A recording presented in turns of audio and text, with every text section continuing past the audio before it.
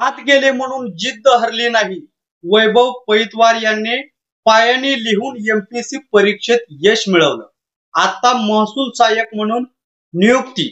अपघातानं दोन्ही हात गेल्यावर अनेकाचं आयुष्य थांबतं, पण नांदेडच्या वैभव पैतवार यांना जगाला दाखवून दिलं की स्वप्नावर विश्वास असेल तर अडथळे आड येत नाहीत. वयाच्या अवघ्या 15व्या वर्षी पतंग उडवताना विजेचा शॉक लागून त्याचे दोन्ही हात कायमचे निकामी झाले. पण या अंधारातही त्याने आशेचा दिवा पेटवत पायाने लिहायला शिकला आणि अखेर एमपीएससी परीक्षेत यश संपादन करत महसूल सहाय्यक या पदावर मुंबईत नियुक्ती मिळाली.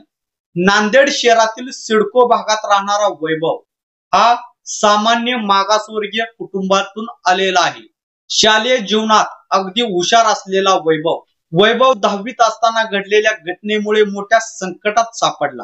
डॉक्टरांनी सांगितलं, हात कायमचे राहणार नाहीत. या वाक्याने कुटुंबावर दुःखाचा डोंगर कोसळला. पण वैभवने हार मानली नाही. त्याने पायाने लिहायला सुरुवात केली. सुरुवातीला शारीरिक, मानसिक आणि शिक्षणदृष्ट्या पुन्हा उभा केलं. त्याचं हे कठीण प्रवास दिवसागणित सराव, पुस्तकाशी मैत्री आणि जिद्दीच्या साथीने त्याने अनेक अडचणी पार केल्या. शासकीय सेवा मिळवण्याचं स्वप्न डोळ्यात ठेवून तो अभ्यासात गर्क झाला. आज त्याच्या जिद्दीचा परिपाक म्हणजे महसूल सहाय्यक पदावर मिळालेली नियुक्ती. आज वैभवच्या या यशाचं संपूर्ण नांदेड शहर कौतुक करीत आहे.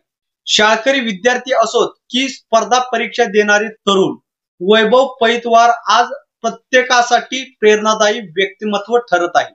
स्वप्न मोठी ठेवा, अडथळे पार होतील, पण तुमची जिद्द ही त्याहून मोठी असली पाहिजे, असं ठामपणे सांगणाऱ्या वैभव पैतवार याला राष्ट्रशक्तीचा सलाम.